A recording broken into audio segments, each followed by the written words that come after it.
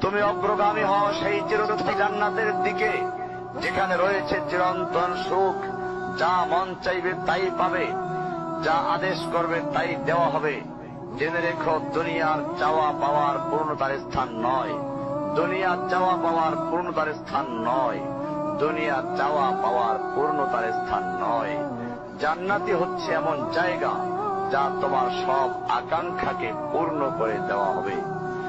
চিরকিশোর সেবকগণ, চির যৌবনা সঙ্গিনীগণ, ফল মূল, গোশত, দুধের মধুর শরাবের নহর, উত্তম বাসস্থান ও বিছানা, চির আরাম, চির যৌবন, চির সুখ, অসংখ্য নেয়ামতের মাঝে সবচেয়ে বড় নেয়ামত হবে তুমি আল্লাহকে দেখবে।